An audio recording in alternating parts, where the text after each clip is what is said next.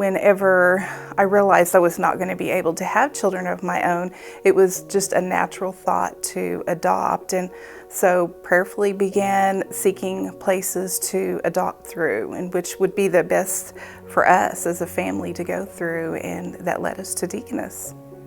They placed Hailey in our arms the first time. I bawled like a baby, and I bawled so much that the workers at Deaconess, they were so kind, but they would say, "Are you okay, Lori?" and would pat my shoulder. But it was just years of an answered prayer coming to life right in your arms. So it was just probably one of the happiest days of my life.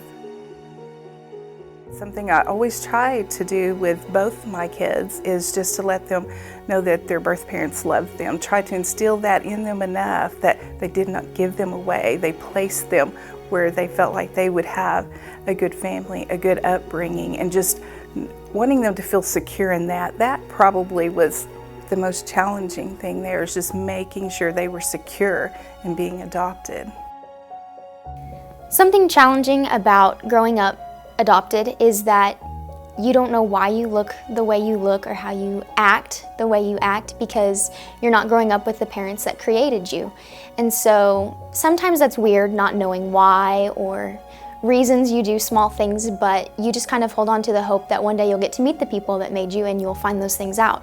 I don't know that there's ever been a point in time where I didn't think about meeting my birth mom. That's always a question. Probably from the time you're old enough to comprehend that you have a birth mom, you think about that and you wonder, what does she look like? What does she talk like? Things like that. But I probably really got interested more during my teenage years.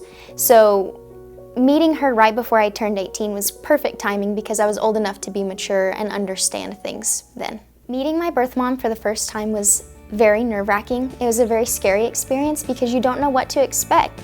You don't know what they look like, what they act like, what they think. You don't know the reasoning yet behind why they placed you for adoption, so you're very curious. But once you see them, it's very exciting and comforting, and everything just kind of falls into place.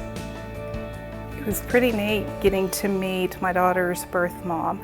You began to see some similarities in them right off the bat, from little, the shape of their noses to their jawline to everything that's a little different from her and I.